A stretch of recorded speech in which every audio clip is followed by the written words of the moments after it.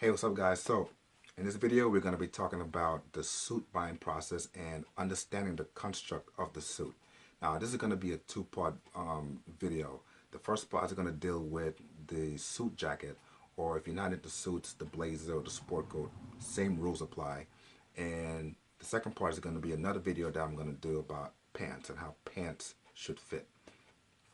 So before I get into the details of the suit jacket or the blazer or the sport coat, the one thing you have to understand first of all is any store that sells suits, be it Express, JCPenney, Macy's, Men's Warehouse, Joseph A. Banks, these are businesses that, their bottom line is to make a profit, to stay in business. And this is where you find manipulations in sales. So buy one, get one free, buy one, get two free, buy one, get one half off. These appeal to the general masses to bring them in to buy the products so these businesses can stay in business. And I can talk about this because I've been in retail for I don't know how many years, and most recently I used to work at Men's Warehouse. Now, any store that has a suit hanging on a rack, you have to understand that these suits and these blazers, these sport coats were mass produced, meaning they were produced for the masses. They appeal to the general public. They didn't make these suits for Ian or Richard or Malcolm. Regardless of Ian, Richard, and Malcolm's body type, they didn't make these suits for them. This is where you can venture off into custom. I personally believe that every man should wear custom suits because every man's body is different. So what I mean by these suits are mass produced is they kind of have a one-size-fits-all concept to them. So when I go to a store and I put on a 40 regular, it feels tight on my shoulders, but it fits my torso the way it's supposed to, where I like it to fit.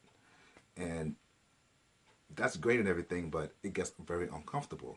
Going back to the previous video when I was talking about the different body types, me being a mesomorph, I got broad shoulders, so a 40 regular is going to be very tight. So I have to go up a size to a 42.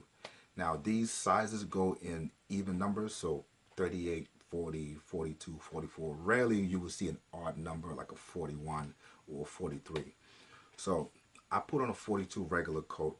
It fits my shoulders perfectly, but it's a little bit loose and baggy on the sides, even with the slim fit ones. So all of my blazers and all of my suit jackets have to be brought in. So I'm gonna just show you real quick an example of a blazer that I bought that I had to bring the center seam in. Alright, so let's go through the 5 things that I look into when buying either a blazer, a sport coat, or a suit jacket. Okay, so first thing is there's no gap between the collar of my shirt and the lapel of the coat. The second thing is it should fit my shoulders perfectly or almost perfectly. This is a 42 regular, it works. The third thing is when I button the coat, there should be no X in the middle.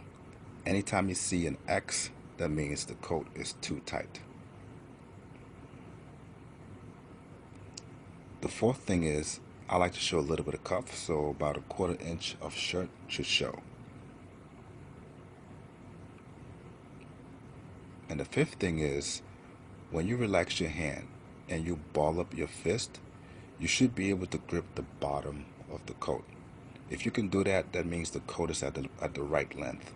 If you cannot reach the bottom of the coat, it's either too long or too short.